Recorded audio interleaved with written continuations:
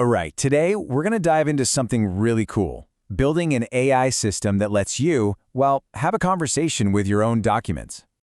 I mean, think about it. You've got a dense, 100-page PDF. Instead of spending hours searching through it, what if you could just open a chat window and start asking it questions? You know, just like you do with ChatGPT. That's the big idea we're going to unpack today. And here's the most important part. The goal is to build an AI that's grounded in reality, your reality. It's not going to pull answers from the wild, sometimes wrong corners of the internet. Nope. Its entire world of knowledge is limited to the exact documents you give it. And for getting accurate answers, that's a total game changer.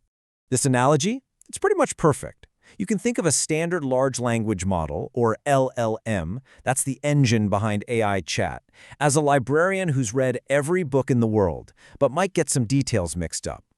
The system we're designing uses a technique called Retrieval Augmented Generation, or RAG. It's basically like handing that librarian a small, specific stack of books and saying, okay, only answer questions from these right here. So how do we actually build this thing? Well, before we jump into the step-by-step, let's lay out all the core parts we're going to need. Think of it like looking at the blueprints for a house before you start building. So here they are, our key players. First, you've got a document processor that chops up the files. Then, an embedding model translates that text into the universal language of numbers. All that info gets stored in a special vector database. A retriever acts like a super smart search engine to find the right stuff. And finally, the large language model, the LLM, acts as the brain that actually puts the answer together. Let's see how they all connect. Okay, let's start putting our system together piece by piece. The very first step is getting the document in. A user uploads the file, and our system immediately gets to work. But it doesn't try to read it all at once. Instead, it breaks it down into smaller, much more manageable pieces. This process is called chunking. Now, this next step is where things get really interesting. See, an AI doesn't read words the way we do. So each of those little text chunks gets fed through something called an embedding model. This model turns the chunk into a long series of numbers, a vector. And that vector is basically a mathematical fingerprint of that chunk's meaning. So, to finish up the first half of our blueprint, where do all these numerical fingerprints go? They get stored in a special kind of database called a vector database. You can think of it like a high-tech library catalog that organizes information by its meaning, not just by keywords. This makes finding related ideas later on incredibly fast. Okay, so we've got the components laid out. Let's look at how it all actually works. The whole system really operates in two main phases. First, it has to learn the stuff you give it, and second, it has to answer your questions based on what it learned. We'll just call them the indexing phase and the query phase. Phase 1, indexing, is all about getting ready. Just like we saw in the blueprint, when you upload a document, the system breaks it into chunks, turns those chunks into embeddings, and then files them away nice and neat in that vector database. At the end of this, the system has basically read and perfectly organized your document. And now for phase 2, the query. This is where the magic happens. When you ask a question, the exact same process happens to your question. It gets turned into an embedding too. The system then zips over to the database and finds the document chunks with the most similar meaning. Finally, those relevant chunks are handed over to the LLM along with your original question, so it can craft an answer based only on the info you provided.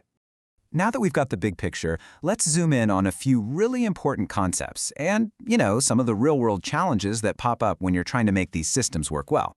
We've said the word chunking a few times, and honestly, it's more of an art than a science. The whole goal is to break the document into pieces that are small enough for the AI to handle, but big enough to actually contain a complete thought or idea. It's a really critical balancing act for how well the whole system performs. So when the system goes searching for relevant info, it doesn't just grab one chunk. It grabs the top K most relevant ones, where K is just a number you can set, like 3 or maybe 5. This makes sure the AI gets enough context to give a really good answer, but not so much that it gets bogged down by useless details.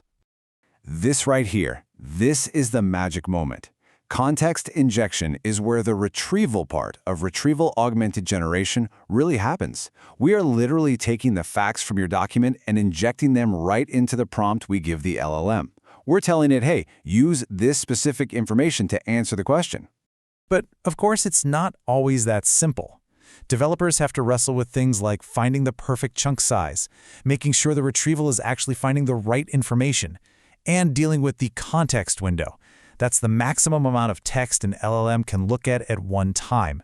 And trying to do all this for huge documents, that adds a whole other layer of complexity. So, okay, we've gone through a lot of technical stuff.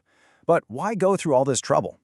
Well, the payoff is huge, and it all boils down to two words: accuracy and trust. A standard LLM that's just pulling from the entire internet can sometimes hallucinate. It can just confidently make up facts that are totally wrong. A RAG system, though, is tethered to your documents. Its answers are based on a source of truth that you've provided, which makes it way more reliable, especially for important stuff. And this brings us to a perfect real-world example. Imagine an employee asks a chatbot, "Hey, what's our company policy on parental leave?" You absolutely do not want an answer from some random blog post. You need the exact answer from your official HR handbook. A RAG system makes that possible, giving people instant, accurate answers and saving everybody a ton of time. So when you put it all together, what have we done? By combining smart retrieval with the power of a large language model, we've basically created a system that can truly read, understand, and answer questions from a very specific body of knowledge. It's a seriously powerful and practical step forward for AI. And that pretty much brings us to the end. We've seen the blueprint, we've walked through the process, and we understand the purpose. Now that you know the mechanics behind talking to your documents, it really just leaves one last fascinating question. What's the first document you'd upload, and what's the first thing you would ask it?